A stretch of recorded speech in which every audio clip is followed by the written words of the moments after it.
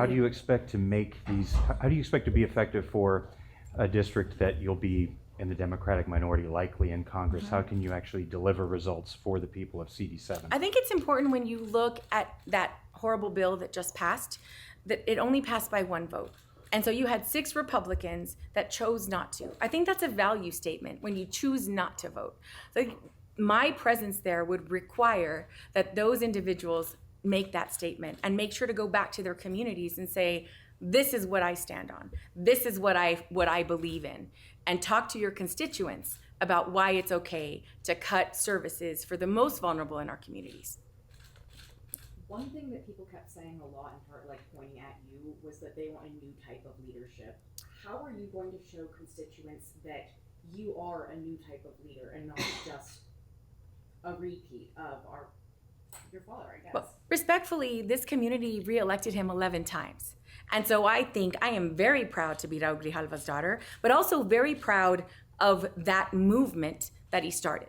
He was a co-chair of creating the Congressional Progressive Caucus. Being a voice like that is important and special. And so what I would be walking into is very different, a very different Congress than my dad walked into. But understanding that I've been in the minority a bit, and I think experience is important. I think it's valuable.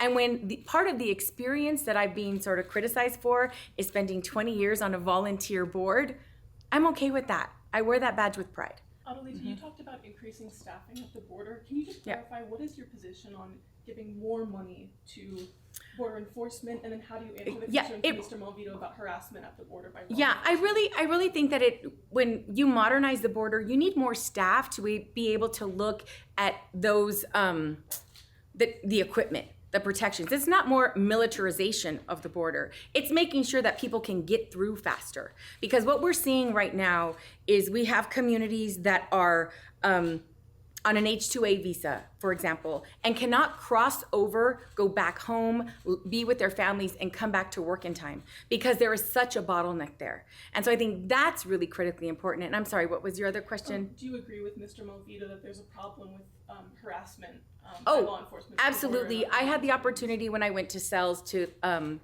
meet with Indivisible Tohono, and that was one of the commitments that I made, that I would be asking for a bipartisan hearing to hear from the communities and every one of our border communities, including cells. And I do agree with him that the communities are safe, but the violence closer to the border is a very real threat. And the fact that that border splits up one nation. But you're not ruling out sending more money to the border, even if it means, increasing, for example, CBP's budget. You're not ruling that out. No, what I would like them to do is actually adhere to the budget that's already passed by Congress to modernize the border.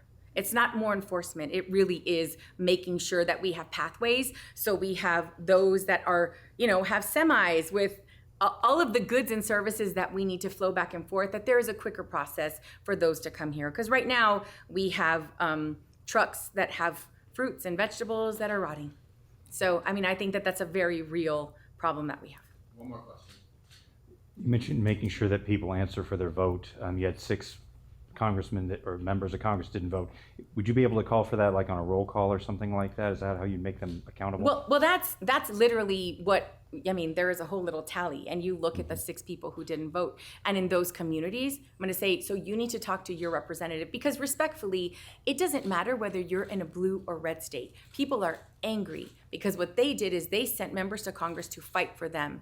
And if you're voting in favor of the greatest redistribution of wealth, that's the problem.